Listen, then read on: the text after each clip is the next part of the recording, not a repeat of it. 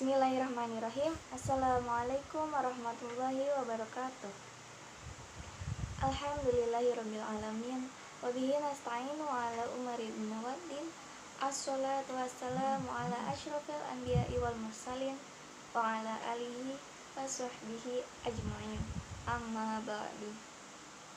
Yang pertama, marilah kita panjatkan puja dan puji syukur atas kehadirat Allah Subhanahu wa taala yang mana telah melimpahkan rahmat dan hidayahnya, serta saya dapat menyampaikan sebuah kultum pada malam hari ini dalam keadaan sehat walafiat.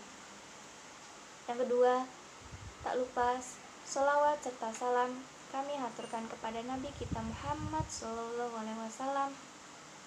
Dan tak lupa saya ucapkan terima kasih kepada kakak-kakak pembimbing Baitul Arqam Fakultas Agama Islam yang telah memberikan saya sedikit waktu untuk menyampaikan sebuah kultum dengan judul Implikasi Tauhid dalam Kehidupan. Sebagai seorang muslim, kita dituntut untuk merealisasikan tauhid dalam kehidupan kita sehari-hari. Karena tauhid merupakan ajaran dasar Islam yang di atasnya dibangun syariat-syariat agama. Menurut bahasa, tauhid adalah bahasa Arab yang berarti mengesahkan atau menganggap sesuatu itu esa atau tunggal. Dalam ajaran Islam, yang dimaksud dengan tauhid adalah keyakinan akan keesaan Allah Subhanahu wa taala sebagai Tuhan yang telah menciptakan, memelihara, dan menentukan segala sesuatu yang ada di alam ini. Kemudian keyakinan seperti ini dalam ajaran tauhid disebut dengan rububiyah. Rububiyah adalah sebagai konsekuensi dari keyakinan ini, kita dituntut untuk melaksanakan ibadah hanya tertuju kepada Allah Subhanahu wa taala. Dengan kata lain, hanya Allah yang berhak disembah dan diibadati. Kemudian keyakinan itu disebut dengan uluhiyah.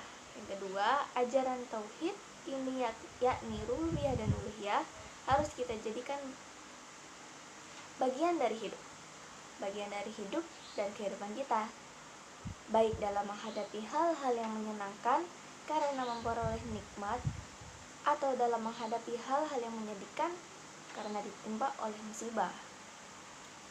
Dalam ajaran tauhid, paling tidak ada 3 hal yang mendasar yang dibicarakan. Yang pertama, ada ilahiyat.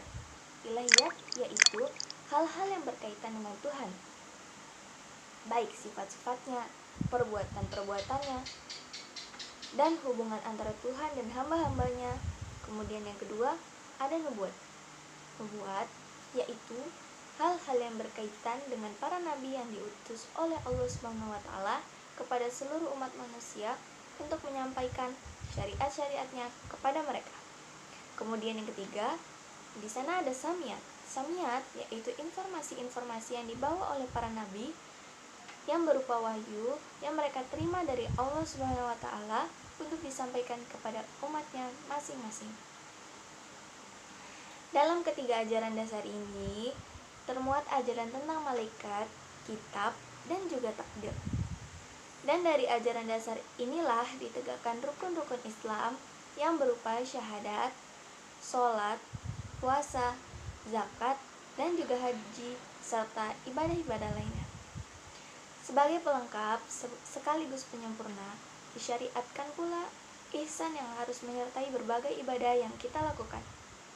Dan buah dari ketiga ajaran Islam ini, yakni iman, Islam, dan ihsan, adalah baiknya perilaku atau akhlak seorang hamba Allah Subhanahu wa taala, baik dalam berhubungan dengan Allah Subhanahu wa taala, dengan sesama manusia, ataupun dengan alam lingkungannya.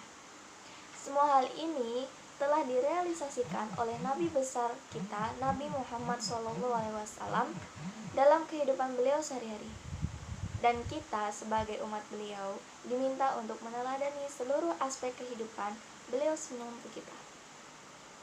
Kemudian adapun salah satu perilaku Nabi Muhammad SAW yang harus kita teladani adalah melakukan ibadah berdasarkan apa yang disukai oleh Allah Subhanahu wa taala selaku yang berhak menerima ibadah, bukan yang disukai oleh mereka sendiri.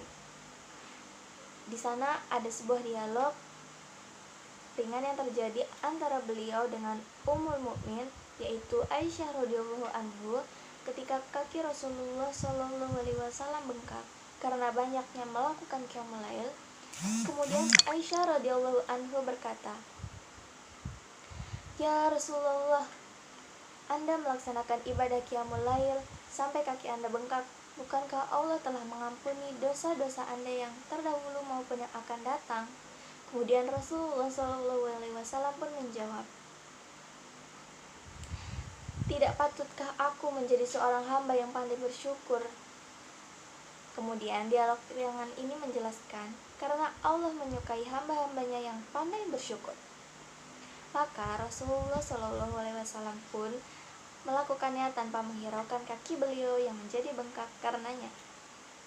Sebagai manusia biasa, kadang-kadang kita mempunyai persepsi sendiri tentang sesuatu. Apakah perintah atau larangan Allah? Karena seringkali terjadi persepsi kita bertolak belakang dengan apa yang Allah tetapkan. Melalui firman-Nya surah Al-Baqarah ayat 216, yaitu diwajibkan atas kalian berperang, padahal berperang itu adalah sesuatu yang kalian benci. Boleh jadi kalian membenci sesuatu padahal ia amat baik bagi kalian, dan boleh jadi pula kalian menyukai sesuatu padahal ia amat buruk bagi kalian.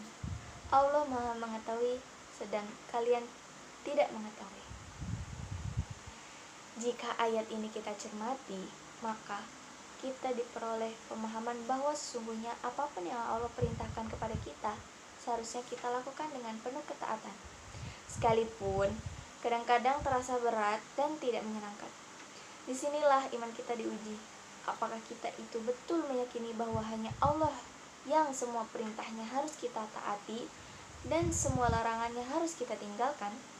Atau kebencian kita terhadap perintah atau larangan tersebut karena kesenangan dan kebencian kita terhadap sesuatu bersifat nisbi dan relatif, sementara ketentuan Allah Subhanahu wa Ta'ala bersifat mengikat dan mutlak. Apa yang kita ketahui sangat terbatas, sementara Allah Subhanahu wa Ta'ala adalah mengetahui segala sesuatu.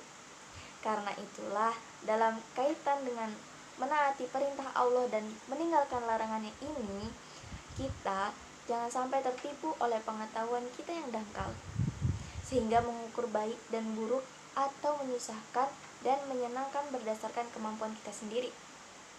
Padahal, apa yang ditentukan oleh Allah Subhanahu wa Ta'ala tersebut itu untuk kita, tentunya akan berakibat baik bagi kita semua. Mungkin cukup sekian kultum dari saya. Kurang lebihnya saya minta maaf. Wabillahi taufiq wal hidayah, wa ridho wa inayah. Wassalamualaikum warahmatullahi wabarakatuh.